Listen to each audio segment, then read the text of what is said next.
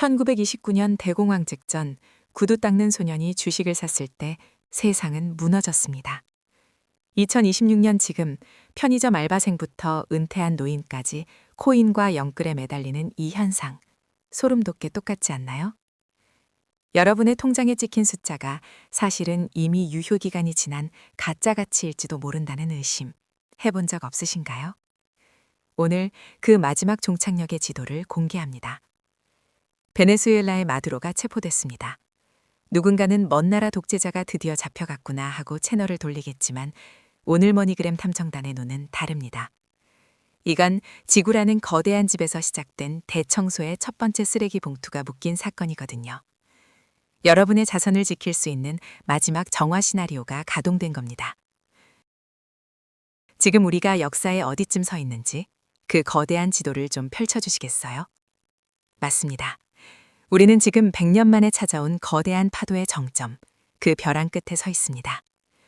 오늘 이 영상을 끝까지 보신다면 남들이 공포에 질려 비명을 지를 때 당신은 조용히 승률 100%의 패를 쥐게 될 겁니다. 자, 집중하세요. 진짜 이야기는 이제부터니까요. 오늘 우리는 지난 1편에서 예고했던 정화의 시나리오, 그 깊숙한 내막을 현미경으로 들여다보듯 파헤칠 겁니다. 달러의 충격적인 변신, 부실한 좀비 기업들을 정화구역으로 퇴출할 금리의 진실, 그리고 대한민국 부동산의 잔혹한 결말.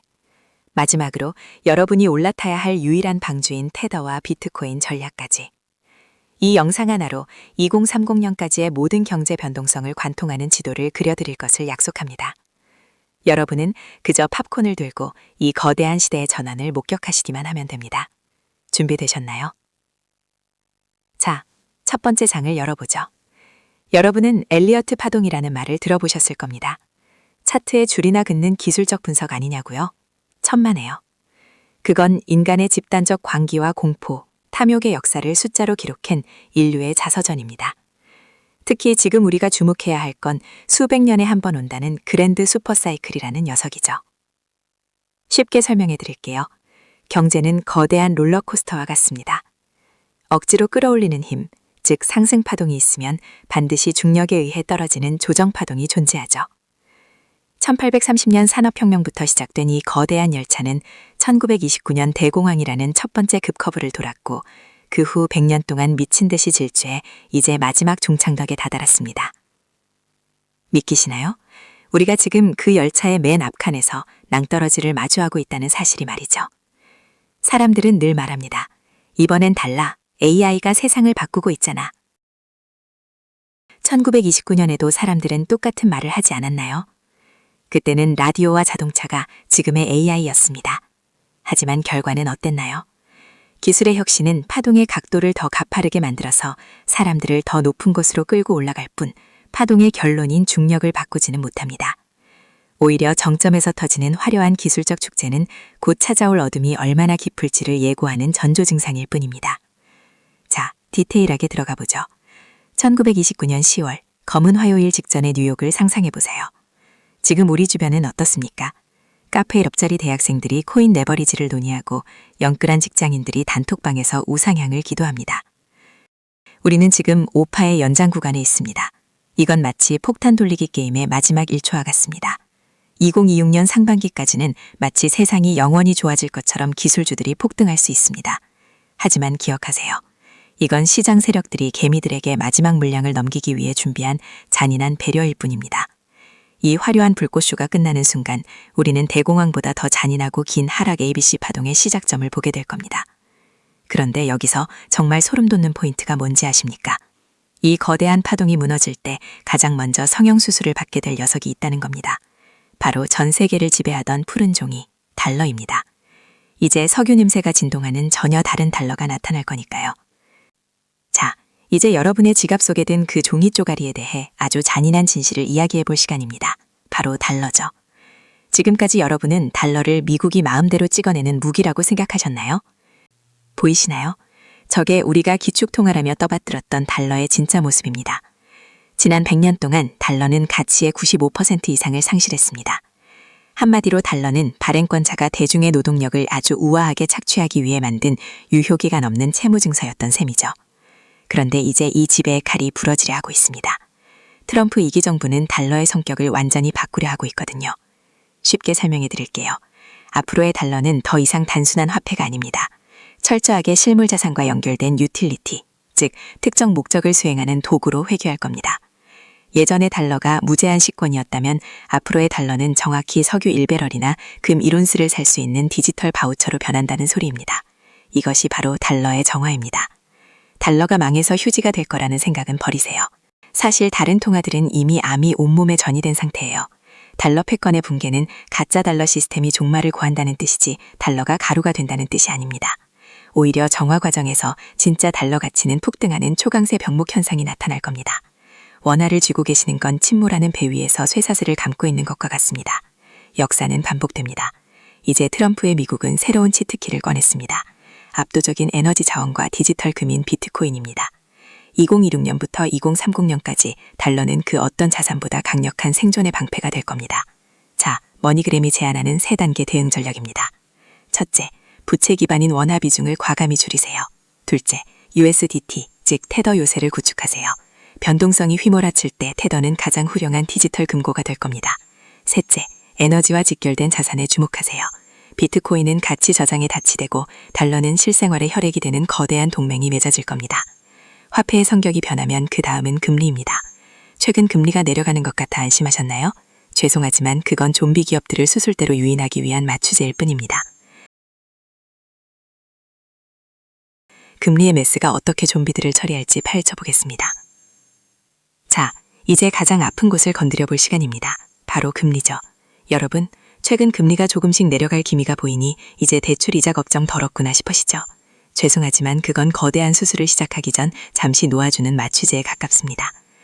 금리는 자본주의 생태계에서 누가 살아남을 자격이 있는가를 결정하는 가혹한 필터입니다. 비유하자면 금리는 중력과 같아요. 지난 10년의 초저금리 시대는 중력이 거의 없는 상태였습니다. 실력 없는 좀비들이 공중에 둥둥 떠서 나 부자야라고 외치던 가짜들의 축제였단 말이죠. 트럼프 2기 정부와 정화 세력이 하려는 건 명확합니다. 이 좀비들에게 공급되던 산소 호흡기를 떼버리는 겁니다. 2026년부터 마주할 고금리의 진정한 목적은 서민을 괴롭히는 게 아닙니다. 시스템 내부에 기생하며 미래 세대의 자본을 훔쳐먹는 부실한 좀비 기업들을 정화구역으로 퇴출시키는 것이죠. 지금 우리가 느끼는 고통은 암세포가 잘려나가는 통증입니다. 머니그램 탐정이 들고 있는 메스를 주목하세요. 2026년은 역사적인 부채 리셋의 해가 될 겁니다. 빚 만기가 돌아올 때 금리가 예전처럼 내려가지 않는다면 실력 없는 놈들은 다 죽는 겁니다. 2026년 하반기 금리 인하의 함정이 발동될 때 시장은 비명을 지를 겁니다. 가짜들이 쓰러지는 동안 진짜 가치를 가진 자산들만이 살아남게 될 것입니다. 자, 생존 지침입니다. 첫째, 벌어들인 수익으로 이자를 몇 번이나 낼 수 있는지 확인하세요. 만약 1배 미만이라면 지금 당장 손절이라는 메스를 휘두르세요. 둘째, 변동금리를 고정금리화하세요. 예측 불가능한 변동성의 목줄을 맡기지 마세요. 셋째, 매달 꼬박꼬박 들어오는 달러 현금 흐름 요새를 구축하세요. 시청자 한 분이 묻습니다. 금리가 내려가면 다시 불장이 오는 거 아닌가요? 머니그램은 고개를 젓는군요. 맞습니다. 청소 후에 찾아올 저금리는 마약 같은 저금리가 아니라 실물 경제를 건강하게 뜰 수 있게 할 진짜 보약입니다. 하지만 그 보약을 먹으려면 일단 이 수술대 위에서 살아남아야 합니다. 화폐와 금리가 좀비를 솎아내면 다음은 어디일까요? 대한민국 국민 자산의 80%가 묶여있는 성역, 바로 부동산입니다. 서울 아파트는 영원히 불패라고 믿으시나요? 대한민국 국민이라면 자다가도 벌떡 일어날 주제, 부동산입니다. 여러분, 아직도 서울 아파트는 불패라는 신앙을 간직하고 계신가요? 죄송하지만 오늘 그 신앙의 뿌리를 좀 흔들어 봐야겠습니다. 우리가 숭배하는 이 화려한 콘크리트 상자들이 얼마나 허무한 신기루인지 역사적 거울을 좀 꺼내주시겠어요? 쉽게 설명해 드릴게요. 부동산 가격은 단순히 집값이 아닙니다. 그 사회가 발행한 신용의 총량 그 자체죠. 비유하자면 부동산은 거대한 풍선검과 같습니다. 저금리라는 입바람을 불어넣으면 끝도 없이 부풀지만 금리라는 바늘이 다가오면 터져버립니다. 지금 우리가 보는 서울의 가격은 실질 거주 가치가 아니라 지난 10년간 불어넣은 가짜 신용의 크기입니다. 보세요. 1990년 일본인들은 도쿄 땅값의 영원한 상승을 믿었습니다. 하지만 정화의 파도가 덮치자 도쿄 외곽은 10분의 1 토막이 났고 잃어버린 30년이 시작됐죠. 빚으로 쌓아올린 외곽의 신도시들부터 가루가 되는 과정, 그것이 부동산 정화 시나리오의 본질입니다. 생존 가이드입니다. 첫째, 콘크리트가 아닌 입지를 보세요. 건물은 낡아도 땅을 원하는 사람이 줄을 서 있을지 냉정하게 판단해야 합니다.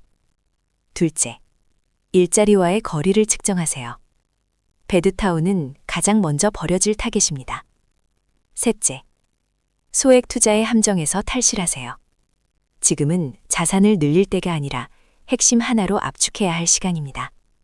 언제 사야 하냐고요? 성급하게 바닥을 논하지 마세요. 사방에서 이제 부동산으로 돈 벌 시대는 끝났다는 탄식이 온 나라를 뒤덮을 때, 그때가 바로 새로운 매수 신호를 드릴 타이밍입니다. 지금은 총알을 아끼고 체력을 길러야 합니다. 이제 결론입니다. 이 폭풍우 속에서 어떤 방주에 올라타야 최후의 승리자가 될까요? 이제는 여러분만의 방주를 만들어야 할 시간입니다. 남들이 공포에 질려 비명을 지를 때 여러분은 조용히 쇼핑 리스트를 작성해야 합니다. 왜 지금 테더인가? 여러분이 구멍 뚫린 나룻배인 원화 자산을 타고 있다면 침몰하지 않는 항공모함인 달러 시스템으로 옮겨 타야 합니다. 테더는 그 항공모함으로 가기 위한 가장 안전한 디지털 승강장입니다. 1달러의 가치를 유지하면서도 전 세계 어디서든 자산을 옮길 수 있는 유동성의 요새죠. 금은 지키는 자산이지만 테더는 움직이는 자산입니다. 정화의 시대에는 변동성이 칼날처럼 휘몰아칩니다. 금만 들고 있으면 기회를 잡기 어렵지만 테더를 준 사람은 부동산이나 비트코인이 급락할 때 즉시 스나이퍼처럼 매수 버튼을 누를 수 있습니다. 소비를 위한 공격, 그것이 테더 요새의 본질입니다. 역사는 반복됩니다. 1997년 외환위기 당시 강남 아파트를 주워 담은 건 달러를 쥔 소수였습니다. 첫째, 단 100달러라도 생달러가 들어오는 통로를 뚫으세요.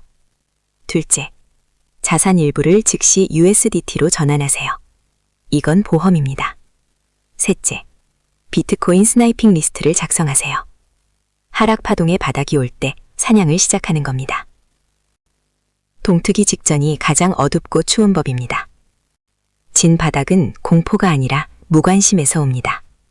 사방에서 비명이 터져 나오고 아무도 투자 이야기를 하고 싶어 하지 않을 때가 진짜 세일의 정점입니다. 2028년에서 2029년 모든 좀비가 사라지고 정적이 흐를 때가 실탄에 꺼내들어야 할 시간입니다. 2012년 강남 아파트가 천덕꾸러기 취급받던 시절을 기억하세요. 머니그램이 제안하는 3가지 타겟.